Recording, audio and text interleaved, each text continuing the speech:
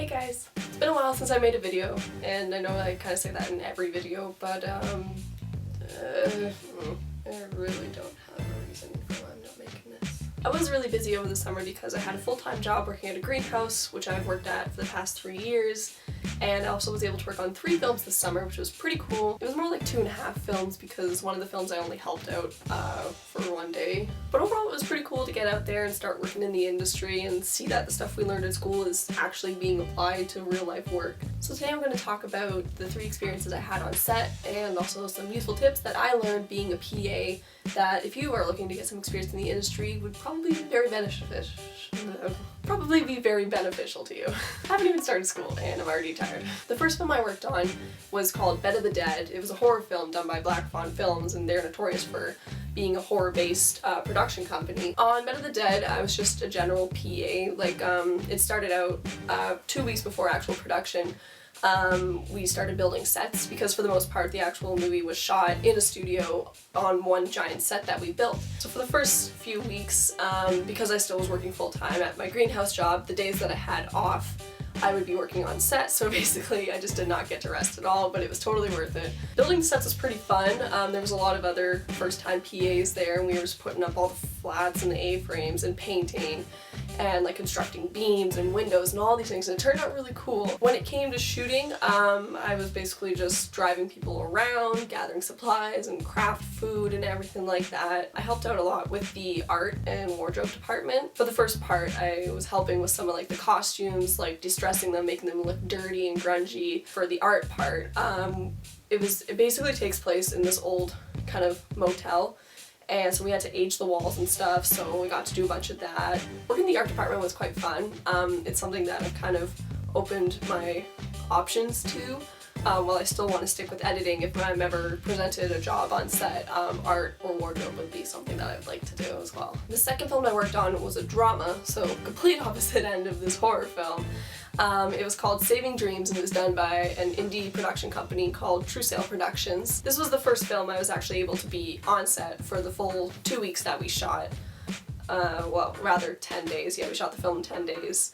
And I started out as a PA, so just, picking up actors, driving them to set, going out, fetching supplies, kind of the same stuff I did working with Black Fawn. But then I got upgraded, as I like to call it, to a DMT. So I was then responsible for transferring like all the footage and putting together stills for color grading. So that was pretty cool, and because I got upgraded I actually ended up getting paid for it, which was pretty sweet because not many PAs, especially starting out, like you start out basically working for free. So it was pretty cool that on my second gig I got upgraded and I got paid for it, so that was pretty sweet. Unfortunately I can't mention the name of the third film that I worked on just because one of the co-directors was working on another project at the time that he wanted to get more publicity and stuff, so this film is kind of a little more on the hush-hush side, but it's a horror film. I got the gig through the production manager who happened to be one of the producers on the Black Fawn film I was working on, so I thought I was kind of honored that, my name kind of stuck out there and I was able to get on another shoot because of networking, basically. I was basically starting out as an assistant to the assistant director because the scene that we were shooting that night was kind of like a party, like club scene almost. And we were supposed to have at least like 50 extras, so I was going to be like flying in people to set and kind of making sure everyone was okay.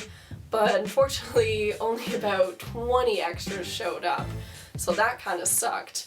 Last minute I'm like frantically texting like anyone being like, hey, do you want to come be an extra on a film shoot, blah blah blah. But by this point it's like 11 o'clock at night in like downtown Toronto, so half the people are like, there's no way I'm driving there late at night, or I'm already in bed, what are you doing waking me up? I did manage to get my one friend, and it actually turned out pretty good because it was an overnight shoot, so I think having her there actually kept me awake because I get tired very easily. So a combination of her and Red Bull is what kept me going through the night. So anyways, because we didn't have enough extras, me and my friend actually got thrown into the movie as an extra, so it'd be kind of cool to be like, hey, there's me in the background, although you probably can't see me because we were actually wearing masks. It was pretty funny because it got to the point where we were just pulling random people off the street. Overall, it was a pretty cool experience. So now on to the main point of the video is stuff that I learned being a PA on all 3 of these shoots.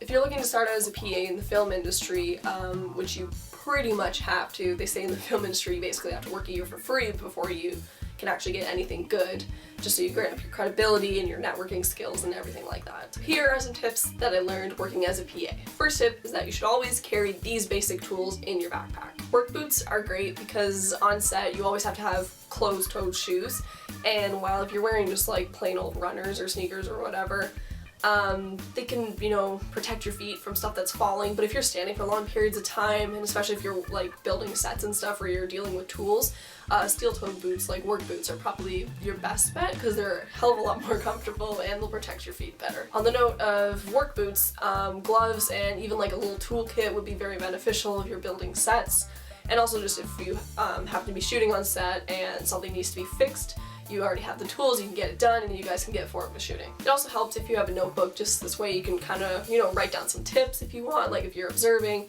But then it also is beneficial if they ask you to, like, you know, go out and get stuff. You won't just, you know, forget it, you'll have it written down somewhere. And also you'll want to be wearing clothes that you wouldn't give two shits about if they got destroyed. Whether you're building sets or you're actually filming, you're bound to get your clothes dirty with like paint, dirt, oil, whatever, you name it. Tip number 2 is bring your own food just in case, because although craft services can be good for the most part, it really does kind of depend on the shoot that you're on, because sometimes craft services is really kick-ass, and then other times it's a little, especially with there being a lot of dietary restrictions, like whether you're a vegetarian, a vegan, gluten-free, dairy-free, whatever, sometimes it's hard for the craft services to cater. Can't speak English today. It can be hard for the craft services to cater to those needs sometimes. One of the shoots that I was shooting on, we had this crew member and he was gluten-free because he had celiac disease, and the craft services didn't really cater to that, so he actually lost a lot of weight. I think he went down like 2 pant sizes. Number 3, kind of related to food, energy drinks will become your best friend. Either that or coffee. I just say energy drinks because I don't drink coffee. Tip number 4, arrive first and leave last.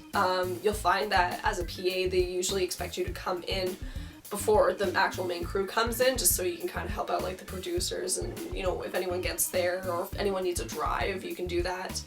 And usually you'll end up leaving last because a lot of the times PAs help with like setting up and tearing down. Tip number 5, don't act all high and mighty. Nobody cares if you went to some prestigious film school or whatever. If you try and like tell a person who's had 10 years experience in the industry when you've had no experience in the industry something that you think is right, they will hate you. Number 6, help out whenever and wherever. This kind of is a little daunting to some people because you can be thrown into, like, say if you don't know camera too well and they ask you to go help out the camera department, you can be a little hesitant because you're like, oh my god. Okay, so my camera died and it also ran out of space on the SD card. So as I was saying, help out whenever and wherever, and even if you're a bit afraid of going to a certain department, like if you're not comfortable with camera, usually a lot of the times they just ask you to do simple stuff like, here, hold this lens while I change this part of the camera, or go set up the tripod over there. And also, don't be afraid of making mistakes because everyone makes them, and the people you're working with in that department do have years of experience, so they will help you and kind of guide you, saying like, oh, you know, we don't really do it like that, we do it like this, blah blah blah blah. And tip number 7 is just have fun. Working on film sets is really fun, whether you're doing them in school or actually out in the industry doing them. You learn so much and you meet so many great people and you learn how to network and everything. It's probably one of the best jobs out there. So that's all for this video. I'll hopefully see you guys in the future. I'm not going to make any promises, but I am applying to a few more positions while I'm in school, and I'm also hoping to do an internship in January, so I'll keep you guys updated on that. But until then, have a great day and welcome back to school. Bye!